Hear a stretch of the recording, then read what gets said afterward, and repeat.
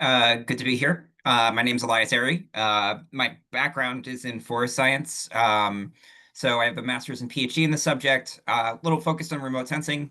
I've been in the forest carbon industry for the last 6 years. I'm head scientist and a co-founder here at Renoster. So Renoster itself was a diligence company up until pretty recently, and now we've announced in the last month that we're going to be actually developing carbon projects. So this is kind of what this webinar is about, to talk about the cool science that goes into that. Also, I shaved my head last night, and so that's kind of exciting for me. I have a baby daughter, and she's been terrified of me since then. So anyway, that was a little factoid. Chris, do you want to introduce yourself? Yeah. And I was gonna say I met with Elias the other day and he had a full head of hair at that point. So this is a new look for me as well. So I'm Christopher, I'm head of biosphere science here at Isometric, and I was the primary author on our proof forest management protocol from the isometric side. As you may or may not be aware, isometric, we did start in the more kind of engineered CDR space when we kicked off our journey a few years ago, but in the past year, we've rapidly expanded into the nature-based space, starting with our reforestation protocol, which came out last December. And since then, we've now placed improved forest management, agroforestry, and mangroves into public consultation, with a deferred harvest module as our first intervention module for IFM. And in the next few months, we'll also be introducing peatlands and soil carbon protocols as well. So very excited to be moving into the nature-based space, and I'm very excited to be having Renoster as our first project developer under our IFM protocol and deferred harvest module. And so really looking forward to the conversation here today, talk through the science and the innovations with Elias. I guess we could maybe like start, Elias, quickly, like why we moved into IFM at Isometric, and why we decided to start with the deferred harvest first, which I can kind of take a little bit. So we saw a really positive response to our reforestation protocol. We now are working with well over a dozen project developers across the world on various scales of projects. Um, but what was most exciting is how the response from MRV providers and from others in the ecosystem to the innovation that Isometric has been introducing in reforestation. And so when I was sitting down and thinking about, having a real impact on not just the climate, but communities, improved forest management is a way of having that impact. In many ways to agroforestry, which is a way of capturing carbon in a working landscape. Improved forest management is a way of capturing carbon and in a working landscape. And it's a way to involve a lot of communities in action against climate change.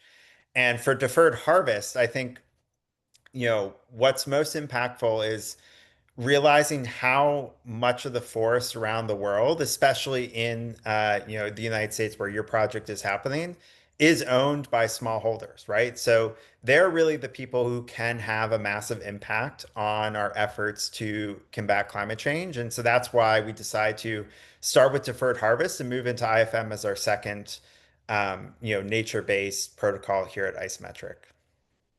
And maybe if you want to talk a little bit about, how Apollo is structured and how that integrates into isometric, and then we can probably dive into all of the kind of particular technicals throughout the next hour. Yeah, I mean, I can start actually maybe with the same thing as you, kind of our motivations. We looked out on the carbon landscape, and one of the bigger problems that we saw was that small landowners were generally locked out of the market. Now, I know that there's been attempts to bring them in the last couple of years, but like generally speaking, if you're a small landowner, you can't participate in the carbon markets until you own like very large acreages. Um, this is particularly problematic because small landowners are often managing their forests kind of the worst. Like they don't have access to the same sets of tools that large landowners have. They don't have LiDAR inventories. They don't have sophisticated forest modeling. And certainly, I think in the United States, a pretty common thing that happens with small landowners is that like a procurement forester may just come knocking on their door one day and saying, "Here's a wad of cash in exchange for the trees." and there isn't any kind of like more thought into whether or not like they should be letting the trees grow longer for their best financial interest or for the environment. And so we see it as really quite essential to open up a pathway for these small landowners. IFM is a really great way of doing that because a lot of small landowners are kind of already participating in the timber markets a bit. Um, but like I said, they're harvesting their forest without a forest management plan. They don't have like a really good like mensuration team or anything like that. Um, so really, I mean, it's about educating small landowners. It's about creating like a professionalized forest management plan, and then it's about like getting them to do kind of more sustainable forest harvesting, which was fantastic. Um, yeah, so getting to your point about how we're integrating with Isometric, we are both technology first companies, and that's been really cool. We have APIs that send information back and forth very frequently, and we'll get into like the monitoring later, but we do kind of pretty high frequency monitoring of these sites. We both have remote sensing models on either end, and so we're both able to basically share data back and forth. And one of the things that's made it really cool is that we can basically kind of share a lot of information that's kind of been hidden away in PDDs and whatnot, in PDFs that are very difficult for everyone to read.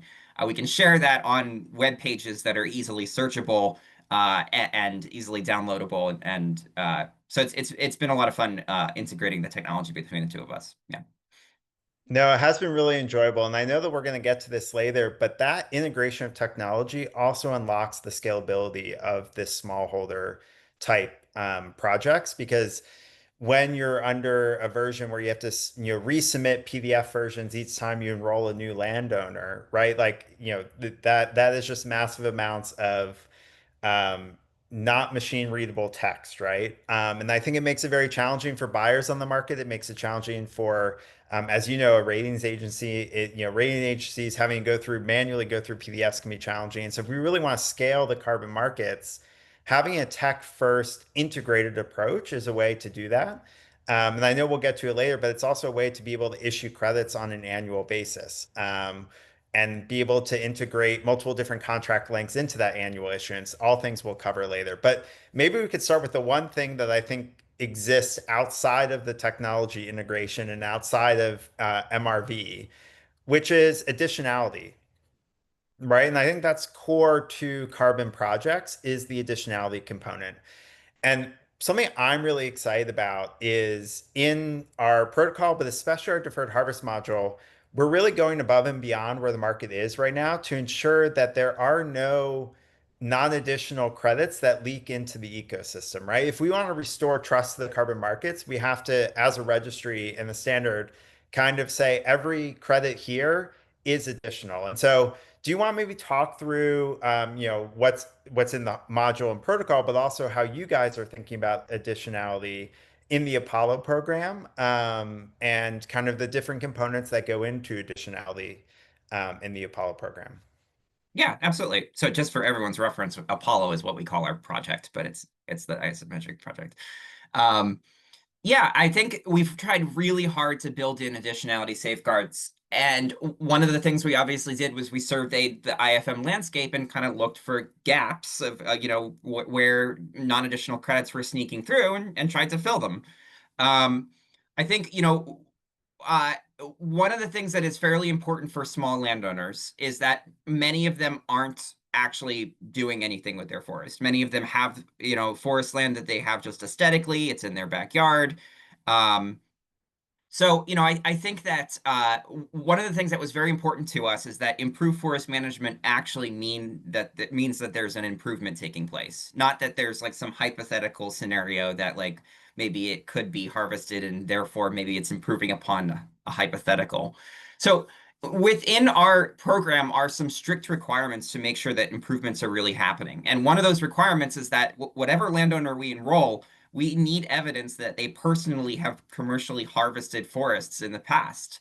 That we need evidence that they themselves cut the trees down in the past at some point so that we can look at their past state and improve upon it.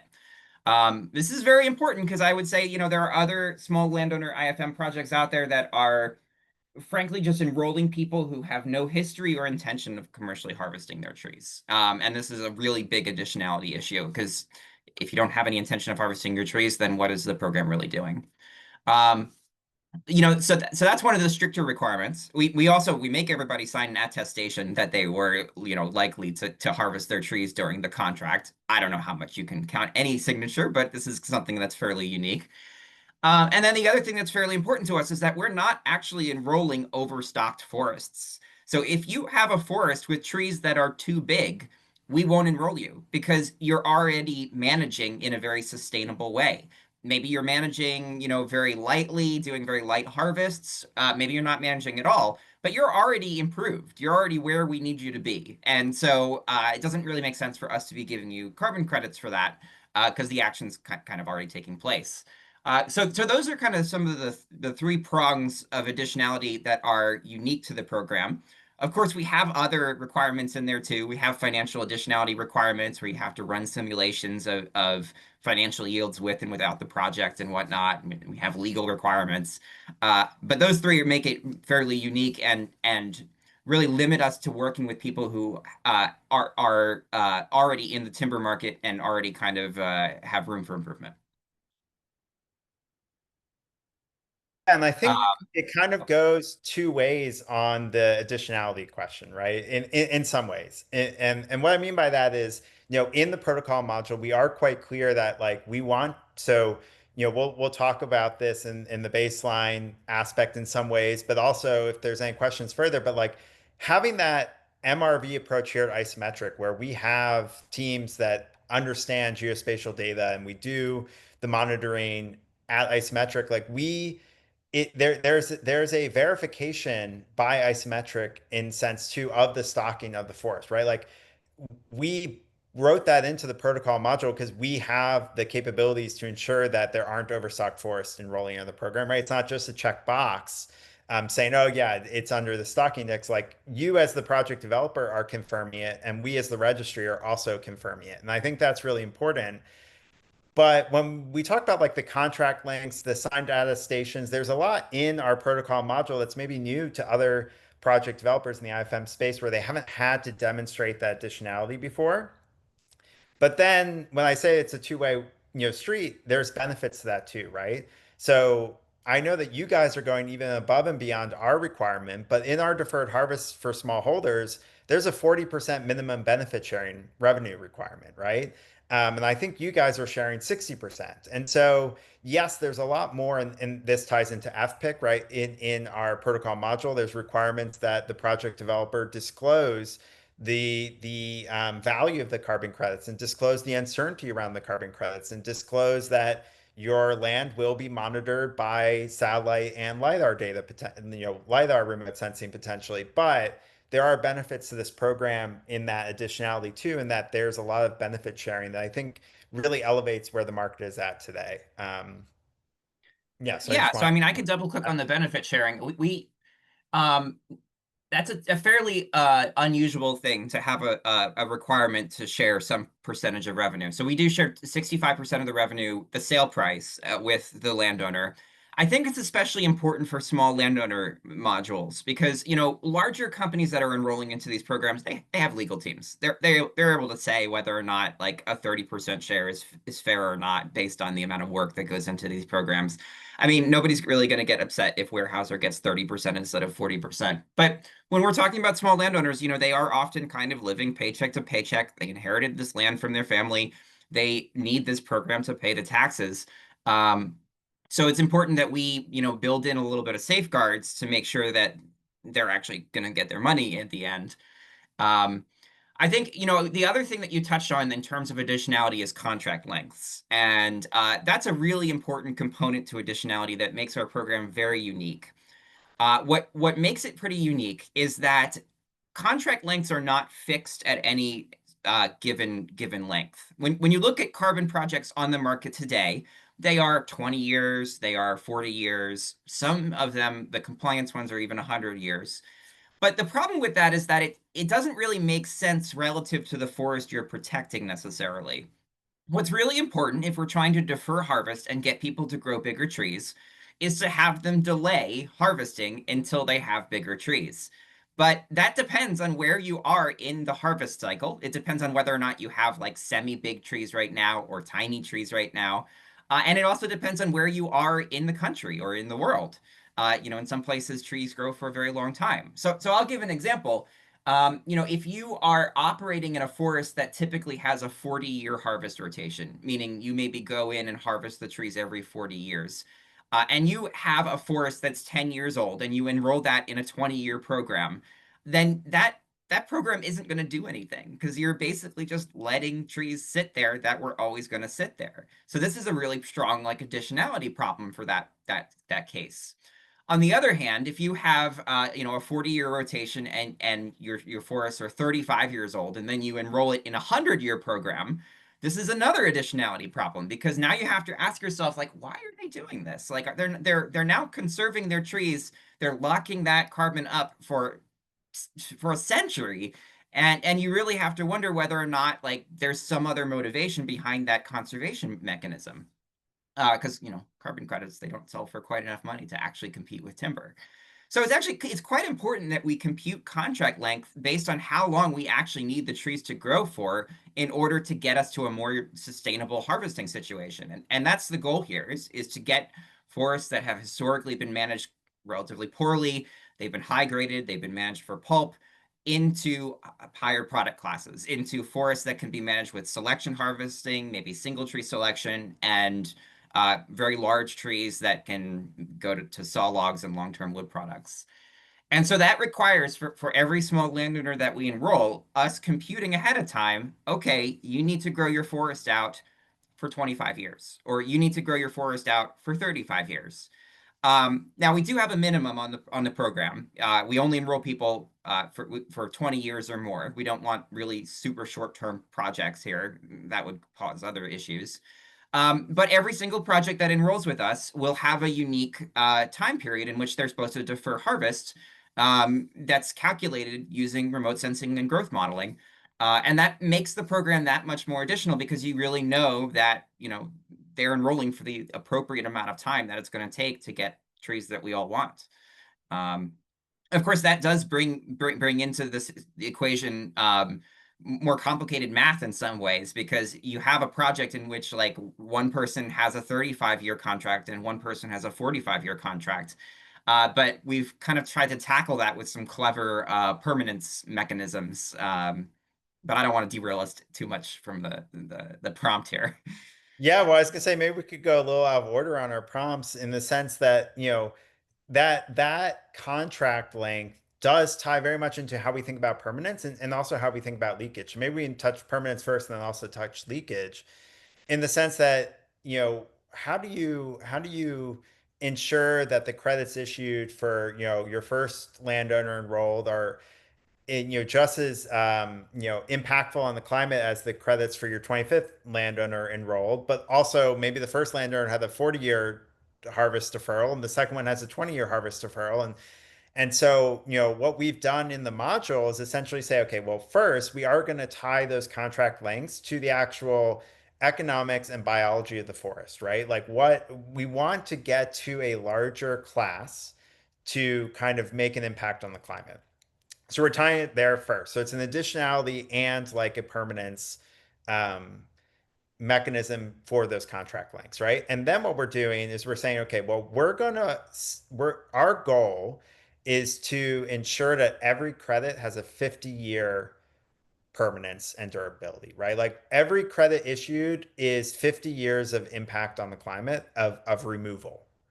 And so to do that, we're then weighting kind of all of the contracts by their length over the 50 years and summing those across the actual grouped project, right? Because again, this is you have Renoster has a main project, and then you have multiple landowners within that project. So Isometric is issuing credits every year for the overall main project.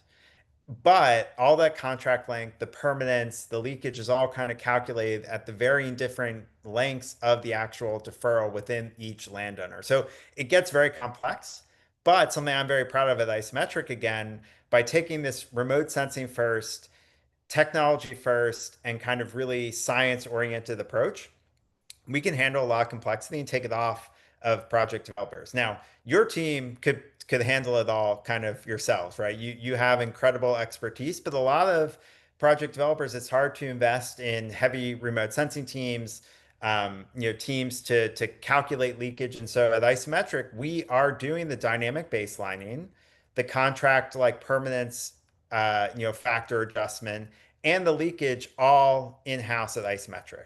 So, I think the reasons we've chosen to do that is it's more objective across all projects, right? We're applying the same dynamic baseline approach, same dynamic baseline algorithm, same macro categories of matching variables to every project across the globe. And I think that's important to bring trust back to the market. We also are running the leakage using a global timber model. Again, we do that once and there's an economy of scale to it. We do it every year, but then it applies to all deferred harvest projects in that year. And we can look up the leakage for each individual parcel. So, that's the reasons we decide to do it. But maybe if you want to speak a little bit to around the permanence, what that means to have removal only credits and the benefits of removal only kind of, high confidence credits, and then maybe how it's useful as a project developer to have a registry and Isometric run the baseline leakage, and how you think that's important to the broader market adoption. Yeah, so I guess go point by point, I guess. In terms of the permanence, like you said, there's the way that it works is that we're enrolling maybe 100, maybe 500 little landowners, and each landowner has their own little project basically, and within each little landowner's project, the numbers are computed separately for just them, because it's really quite important to say, like, here's the baseline for that landowner, here's what they would have done, here's the contract length for that landowner, and here's the leakage value for that landowner. It doesn't really make sense to pool them all together because they're across an entire state or even larger areas potentially. Um, this, like you said, it is a fairly fierce computational problem, and so we can basically write code to do that, and that's what Isometric has done, which is really fantastic. Um, I will say, in terms of the permanence discount, yeah, let's tackle that first. It's a really unique way of making sure that these different contract lengths still add up to a long period of time. And so if you're enrolling one person for a 25-year project, they actually only get half of the amount of removals that are being measured on their property because they're only enrolling for half the period of time. If you're enrolling someone for a 50-year project, they get the full amount. Um, and so it's a really good way of kind of balancing things out. The other thing that's unique about the program, like you said, is that it's removals only. So removals are generally what the market wants. They are kind of thought of as being like the highest quality because there's not necessarily the same kind of counterfactual scenario that takes place with avoidance credits, where you're saying like, oh, like how much would they have cut down? Obviously, there is still a baseline, but it's a little bit more clear waters, and I think buyers are certainly enthused about that. So one point that I want to make is that between the fact that this is removals only and the fact that there's this discount where if you have a project that's less than 50 years, you get proportionally less credits. Um, Far fewer credits are issued under this program than any other IFM program out there. And so one of the things we've done is we've run the numbers under the American Carbon Registry Small Landowner Program and Verra's Small Landowner Program. And between a third and a fifth of the number of credits are actually being issued under this program. And I think that that's a real positive because obviously we think that the credits have maybe more of a impact on a credit for credit basis. It does mean that they have to sell for kind of a more premium price. But the other thing that's kind of nice about the program is because we're leveraging all this remote sensing, we can really bring down the cost of enrollment. So while you get fewer credits, it's a lot easier to add small landowners to this program because once all the remote sensing is done, it's really just a matter of signing people up. Um, yeah, I mean, I think that as we said, Isometric has taken on the burden of doing a lot of the math here. They've taken on the burden of baselines, of leakage, of the whole permanence discount thing, of annual monitoring.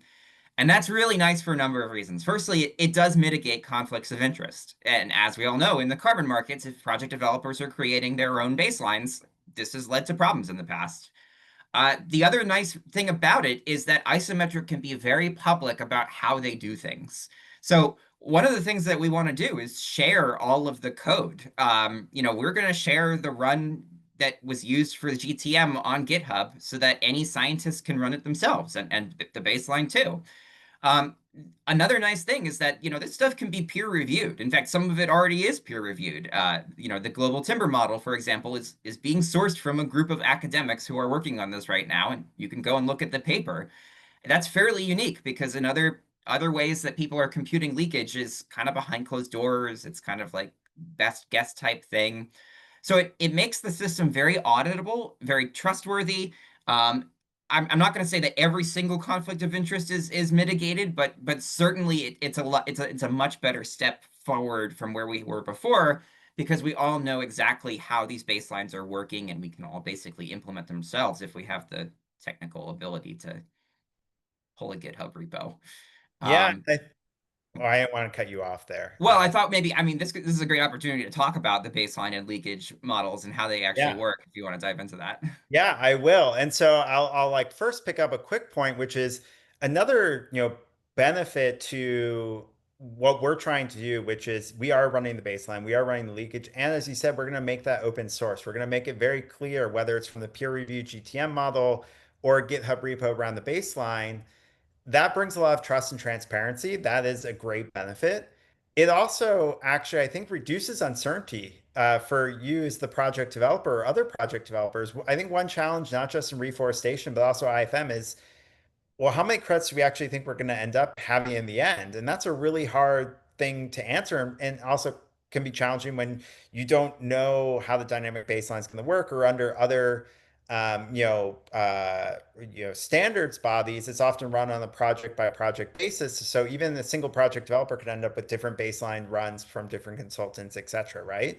So it actually brings some clarity to the project developers to understand how many credits might be issued in a project, which I think is another benefit overall, in addition to us running a lot of the intensive, cost intensive analyses, procuring the remote sensing data, et cetera. It Now, also, I mean, I'll just hop in for a yeah. second. It makes validation way easier, much faster, because everyone's coming from the same source here. You don't have to like tear apart somebody's baseline and see if it's being run properly. And again, our philosophy is make enrollment and a really easy process, but also, issue fewer credits to be really safe about those credits. And so we're bringing down the price in one sense, but we're also kind of bringing down the amount of revenue you can get unless you sell the credits for a lot of money. Yeah, and I think the credits are fetching a premium, which I think was a different webinar that you guys have spoken about with Ren. But I think that's, a brief thing before I dive into the baseline leakage, which the baseline leakage play into this. But as you know, you're beginning validation, you're starting your PDDs, right? Validation at Isometric is a 3 to 4 month proposition, right? Like it is only going to be 3 to 4 months to validate your project. And then with the technology and the enablement and us running a lot of these things, right? Your credit issuances then for verifications are monthly, right? So if you have a landowner enroll early on in the year and they want to receive just credits for the first few months of growth, like that is doable. Or as you have multiple projects, right? You as a project developer can start receiving credits for different projects across different regions throughout the year, and so that increases, cash flow to you as the project developer, but also the landowners who are doing this project, and they're the ones actually taking on the intervention are able to see kind of the returns of those credits in a timeline that makes sense to people on the ground, right? And I think that's been a challenge in the market too. When you enroll these small landowners and then they don't see credits for 4 or 5 years, they start to question why are they enrolling in the carbon markets. Now, for the actual baseline leakage, so for the baseline, what we're doing is we're kind of really innovating it to make this globally applicable. So we've seen challenges in other kind of methodologies in the market that are really constrained to the United States or kind of Western countries that rely on national inventory data, right? We might and we probably will leverage national inventory data where it's available in our baseline procedure, but it's not a requirement because we're using remote sensing variables or kind of covariates derived from remote sensing and LiDAR at scale. And so what we essentially are doing is we're calculating your individual parcel classes for your Saki indices, how much you're deferring, and finding equivalent parcel classes to compare to, leveraging remote sensing data that we've procured. So some of it's open source, some of it's closed that Isometric purchases, right? And that allows the dynamic baseline to be run globally. We have interest in this IFM protocol in countries such as Indonesia, Brazil, Argentina, in addition to the classic kind of IFM countries of Canada, Mexico, and the United States. Um, and in terms of leakage, again, one of the challenges that you identified is currently, leakage is very, again, behind closed doors. Individual projects might, determine this is the kind of market penetration rate, or this is the elasticity. And then you might have a different project developer in the exact same region come up with a different number, right? And then those project developers maybe aren't thinking about how their project's going to be impacting the other project because they're enrolling under different, methodologies. And so what we've done with the GTM is we're going on saying, okay, we're going to apply a run for all the extended rotations in a given year. We're going to use data sets such as the one that Renasser put together of all the carbon projects that exist. We're going to use the FAO data set on protected lands. And we're also going to take an additional kind of conservative uncertainty estimate on how much kind of carbon is being protected within forest to apply a model that estimates on a decadal scale the impacts of the deferred harvest. And then we annualize those impacts so that we can apply them to the different contract lengths. So again, super complicated math, but for the project developer, it's a very simple, number that you actually have insight into because we can publish our annual estimates of the GTM run for every single year. So then you as the project developer know the leakage for a given year that you're going to take without having to go through all the complexity of calculating the leakage. And most importantly, we're incorporating all of the carbon projects that exist into the leakage calculations on a very consistent basis across the globe. So those are two innovations that I'm really excited about at Isometric in terms of the baseline and the leakage. Yeah, I mean, Now, being crunched for time, we're kind of zipping through like yeah, some of these benefits here. I would say, what are some of the benefits of the actual dynamic baseline approach? First of all, by using remote sensing, we can leverage more variables and maybe more valuable variables. So things like land value, things like distance to mills, things like distance to roads, all that can go into the soup. Um, in addition to what people have historically been using, things like the amount of carbon, the species, the topography, and the productivity and stuff. We have more matches. So because we're using remote sensing, we're able to like really find the perfect match on the landscape rather than like pull from a plot that maybe there's only like 50 plots to pull from.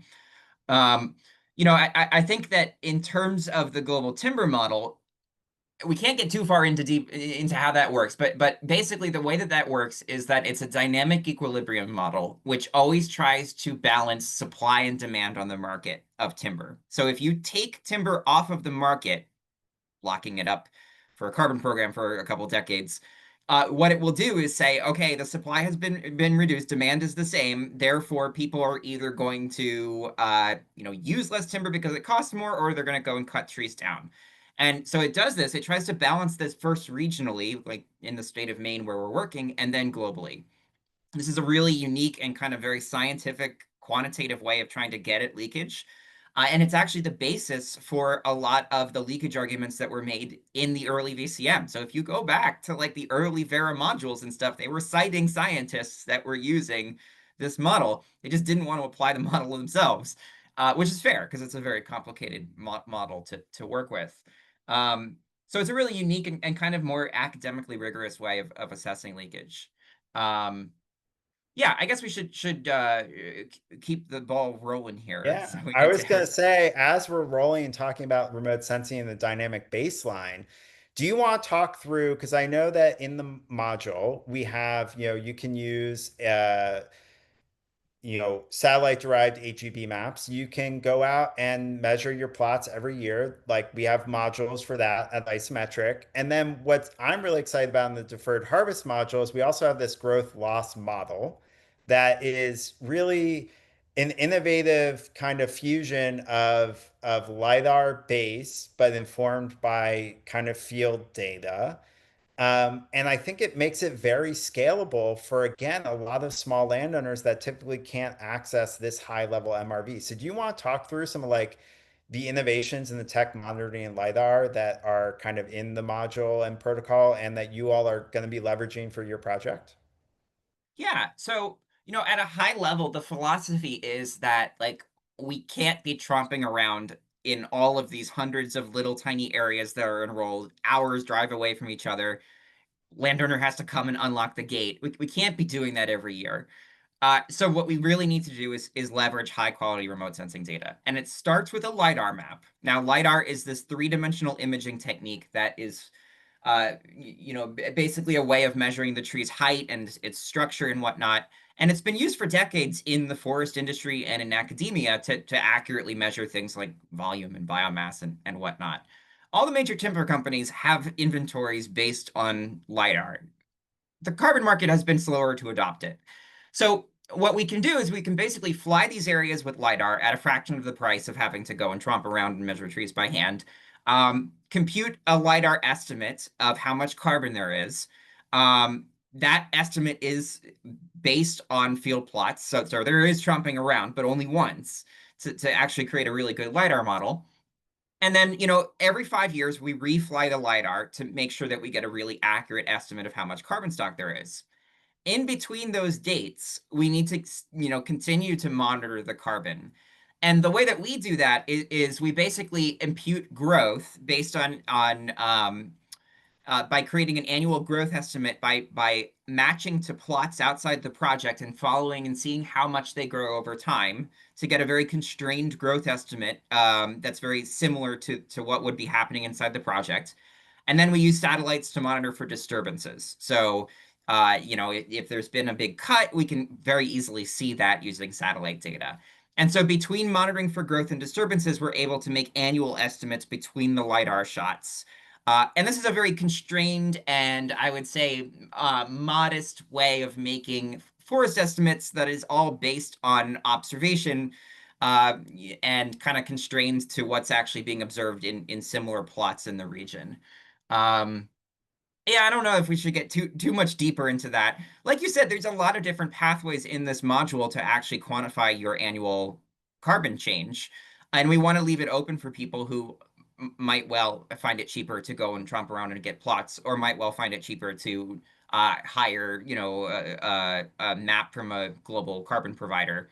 And that's one of the nice things about this. And again, our philosophy has really been create high quality tech-based alternatives to reduce the cost of enrollment in this program, and so that we can really enable small landowners who have currently been locked out of the market. Yeah, and I think that, again, the reason we designed it in the module to adopt the kind of really innovative approach that you all are taking. Not every project developer is maybe going to want to take a growth loss model approach. Maybe they have very few landowners enrolled in the very constrained space, and so the field plots makes the most sense. So we want to empower project developers to kind of leverage technology, but then go about kind of their in the way that makes the most sense for their project. And when it comes to the AGB data on that, like if a project developer wanted to say we're just going to monitor our annual growth by satellite-based maps, Isometric purchases those, right? Like so similarly in reforestation, we purchase satellite data again to kind of reduce the cost on project developers. And for quickly, I'll throw this in. Anyone on the call who doesn't know, we're also a buyer pays registry. And so for you, as you're familiar, that means you never pay us anything, not to register the project, not to procure data, you don't pay the validation or verification fee. So Isometric covers all the costs of validation, verification, and procurement of the satellite data for the project. Now, I know that we were really excited and kicked off at the very beginning around the tech integration. So, Elias, do you want to maybe kind of pull up a demonstration of how that works and importantly, how that's really impactful for small landowners? Yeah, absolutely. So I don't trust my computer, so Catherine here is going to pull it pull it up. Yeah, one of the things that we've done, one of the nice things about this program is that once all of the data is in place for a region, you essentially already you know everything there is to know, and you can pre-compute the carbon numbers for any property. And so that's one of the things that we've done for the state of Maine here.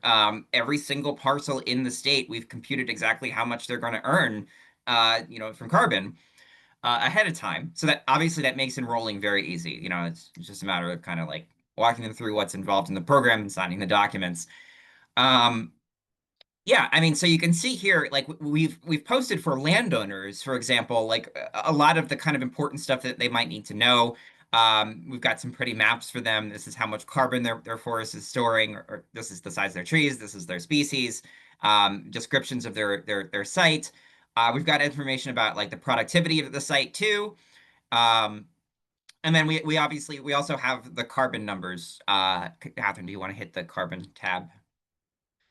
And so this is where we're really trying to make the case. Okay, here's how much you can get from timber today versus if you enroll with us, grow your trees out larger, switch to a selection harvest type regime, you could be making money off of timber also in the future, and once the project is done, and you can get carbon credits. And so almost always, like it's financially best for these small landowners to enroll in this program, at least in the long term, and get annual carbon payments in addition to getting larger trees in the end and then doing selection harvesting after.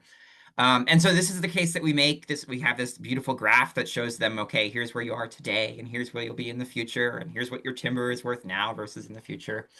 So certainly one of the elements here that we're trying to do is make enrollment and forest management much easier for small landowners. And we're still developing this, and we have a lot more kind of cool things that we want to show for small landowners. On the other side of the equation, we are trying to make for buyers absolutely everything public. And that includes like things like the revenue sharing percentages. That includes, the full math behind all of these things. As we said, like the actual code to run these things are either public already or going to be made public very soon. That includes like all of the kind of nuance that goes into these projects. Everything that I would have wanted as a reviewer of a carbon project, we are putting out there. And so absolutely everything except for like the name and address of the person enrolling is going to be included in our PDDs. And the PDDs are digital, they're searchable, they're hosted on two websites, our own and Isometrics, and of course there is a PDF to download if you still like that kind of thing. And so, we're really trying to make transparent like what's never kind of been made before. I don't know if you want to flash up a PDD, Catherine, or maybe we don't have time for that web demo, but Yeah, just the Notion one, right? Is that the one we want to share? sure, I guess so. And the APA, the kind of exchange between us and Isometric it's all tech based, so it's not like we're emailing PDFs back and forth between each other. So, they're hosting a PDD on their website, we're hosting a PDD on our website. They're both interlinked, and it makes it very easy for us to update a PDD if we happen to add new properties to it. It's all very like I guess I would say modern relative to a lot of what we see on the market. So yeah, I mean, this is an example of a PDD and everything that's in it. And I mean, I don't know if it's worth clicking around. I know we're almost at time here, and we want to leave time for questions, but we're going into incredible nuance in how each of these bits and bobs works at Yeah, a and level that I would maybe say while is we not common for most PDDs. Oh, sorry, go ahead. Yeah, and I was gonna say maybe while we click around, like essentially what Isometric has in all of our pathways is a certified platform. So across all of our pathways, every PDD is always fully digital. And what we're doing with Renoster and we've done with other project developers and other pathways is if you want to kind of make all the data that's in the PDD that the VVB sees and that's on our registry available on your website to your landowners. Like we have those API integrations. Or as you add landowners through your website, it updates the PVV on Isometric certified platform, right? So we are really reducing the time and cost burden for project developers to have their PVVs. And then as you as the project developer, you in real time know what isometric and the VVB bodies are kind of auditing and saying about your PVV, and you get updates in real time of amendments that need to be made or clarification. So it really speeds up the process for everyone involved. But I think at the end of the day, most importantly, it's again all public, it's all verifiable, it's all traceable, and it's all machine searchable. And I think those are all the things that we need to scale the VCM.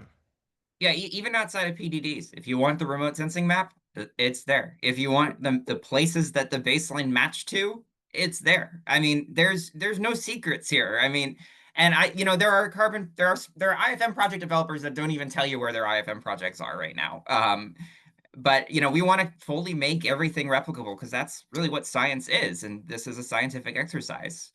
Um, all right. Well, being at 10 minutes, Catherine, did you want to shift to questions from the crowd?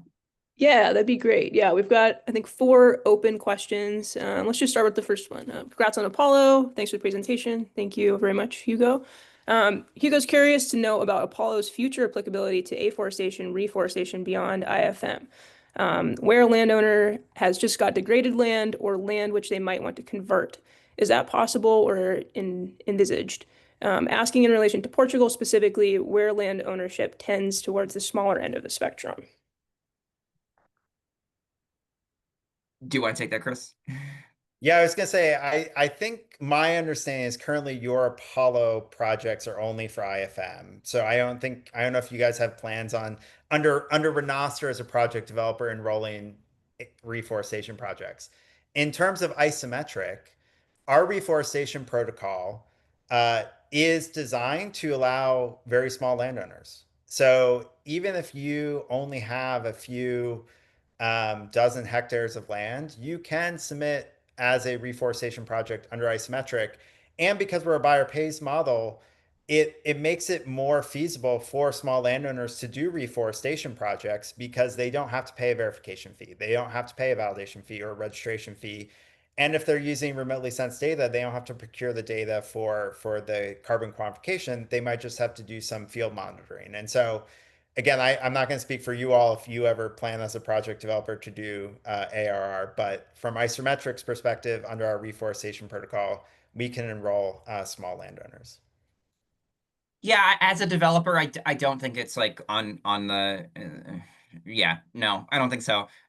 Yeah, to be clear, Apollo is just what we call our project, but the isometric platform itself does make it very friendly if you want to develop your own or your own ARR projects for small landowners, like Chris said. So that's good.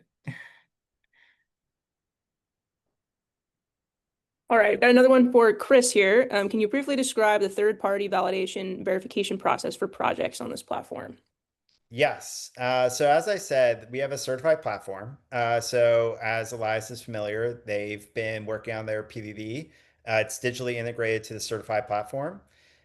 In real time, then as the science lead assigned to the Renoster project or any other projects, I would see the PVV being filled out in real time. Again, it's all digital. I can comment, ask for clarifications. We essentially run a pre-audit from our end at Isometric before sending it to the validation verification body. What's nice about the Certify platform is the VVB also has their own account on Certify. So they get to see the log of all of the updates and comments and amendments that have been made so they can understand, from our perspective and the project developer's perspective, how everything is met. And they can verify and do the review of the PVV all digitally. That greatly speeds up the validation and verification timeline. Again, the GHG statements, so the actual kind of amount of carbon quantifications, the LCA, all of that is in the platform. It's all digital. We have emissions factor library. So everything's digital. Isometric pays the validation and verification body. We also procure the VVB. We do that because, again, with economies of scale, we can, in essence, speed up the time on site. And so again, across our projects, so right now we have a couple reforestation projects under validation. And for Renoster, which has kicked off validation, that timeline is roughly 3 months, and everything's done digitally on the certified platform. Yeah, I mean, this mitigates a couple of issues here that exist in the carbon markets. One of them is that, like, we're not picking our own VVB, right? Isometric assigns it to us. We're not paying our own VVB. Like, we find an off-taker, they pay Isometric, and then Isometric, finds and pays the PDD. So we have no say in any of this. But the other thing that's important, and I've said it, I'll say it again, I guess, is that like it's way easier to validate these projects because they're all done the same way using a methodology that's kind of like coming out of isometric. And so I'm not engaging in like a storytelling exercise of why the baseline I created is like the perfect one. It's all kind of pre-baked, and so it's way easier to actually validate these. I will say, like, one of the kind of hitches here is that, like, when moving into a new region, there's probably, it takes time to kind of develop or calibrate the models for that specific region. So at a region by region level, there's a bit of an onboarding process, but once you've got a region kind of nailed down, um, it's a really, really gentle process. Yeah. All right, great. How stackable is the current Apollo program with other interventions? And will Isometric allow this under the new IFM methodology? Well, I guess I can go first. We're working. One of the things that is not currently in the module is long-term wood products. I think that's fairly important, and we're working hard to get that probably next year or something like that. Because obviously the point of the program is to take wood that was destined for pulp and push it into saw logs, and if those saw logs then get locked up in a house, then that's an important component. Um, other elements include soil carbon, which you're allowed to do, but we're not necessarily touching as a company ourselves. Um, yeah, I mean, I think certainly the protocol allows you to do some level of planting and infilling. It's not a reforestation program, so that can't be like your primary thing. But if your forest is badly degraded, you can certainly claim carbon credits for restoring it that way. Chris, do you want to? Yeah. So as you said, we're currently working on harvested wood products module that builds on this. So if you read the protocol, that's one of the numbers that can be added in. And innovatively, it's gonna kind of do away with the LTA problem. So under other methodologies, you have this long-term average that you can never credit above. That actually creates a perverse incentive to over harvest once you hit the LTA. Because if you can't get credits above the LTA and you've hit your LTA, you might end up harvesting early or kind of looking for other kind of ways of making revenue. So it creates a risk. And in addition, as Elias said, if those harvested wood products end up very durably stored, why shouldn't you get the credit for them? And so we're kind of taking an escrow approach, and this will be out soon, where essentially you can get credits for the harvested wood products and credits for the removals that occur as the trees live, and kind of above the LTA. We also are thinking about additional interventions like enhanced sequestration. So if you are reducing edge effects or removing lianas or adding microbial amendments to increase the growth of the forest, you can stack that in addition to extended rotation. So that's something that we're actively working on. And so the way we've designed the IFM protocol is it's a macro governing protocol. So there's some things that exist across all IFM projects that are in the protocol. But long term, you're going to be able to stack multiple interventions within the project if it makes sense, and those will all live in the module. So it's something we're definitely and we are actively working on. And basically over the next year, every few months, you're going to see more intervention modules roll out. Yeah, I think we've also talked about how to do something similar for large landowners. And while that's still just kind of brainstorming a little bit, I think that it looks similar to this, except, we're probably talking about stand level interventions rather than property level interventions. So right now, somebody owns 100 acres. Fair to say that they're going to harvest that all at once, kind of. But if they own, 3,000 acres, then maybe we're talking about like delineating stands and saying this one's got to wait for this long and this one's got to wait for that long. But it's still brainstorming phase, so I don't know that we can say much more than that. Awesome. I think we can squeeze in one more. How do you enforce or penalize the quality of a LiDAR model that you are applying? Right. So the LiDAR models, yeah, so they are trained using plots that are potentially acquired opportunistically. So they're trained maybe regionally based on plots from U.S. Forest Service here or from some national park here. They are then validated on a very rigorous set of plots that have a whole bunch of really rigorous requirements about, like, those plots need to be exactly the same as the type of forest inside the project, and they need to, um, conform to pretty strong standards. So train the model off of opportunistically, validate the model regionally based on a set of really rigorous plots, and then apply the model to a project. And on application, then there's uncertainty estimates that need to be done. And there's two big types of uncertainty estimates that you need to do. The first is that the model itself needs to be capable of spitting out an uncertainty estimate with every prediction that it makes. So that's part of the validation process. So there are lots of different types of models out there, but you have to basically be able to make a prediction of how much carbon there is, plus or minus some number.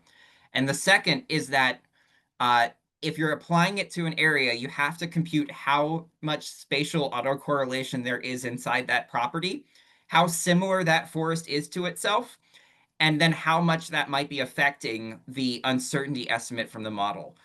So you have to be able to say, my model is not very good at predicting like sugar maple, and all I've got is sugar maple here, and therefore we're going to, kind of penalize the model for that.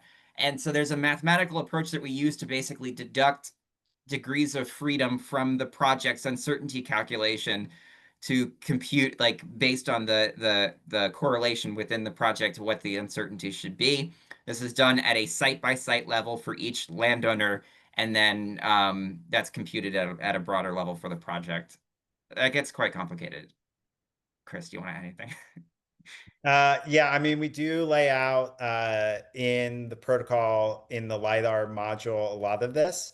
And maybe, Elias is familiar, and those who we've spoken to before, like, we are very open always to talking with project developers and lending our in-house scientific expertise to walk through how these kind of technological innovations work. So again, I think there's a lot more we could talk about there, but I'll leave it at that.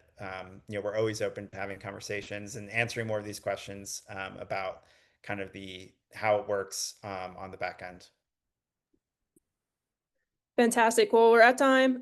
Thanks again, Elias and Christopher and everybody who attended. We'll try and get to the rest of your questions either by getting back to you or maybe via LinkedIn. We'll post a couple of videos to answer them. Thanks so much. We'll see you guys next time. All Thanks. right, thank you.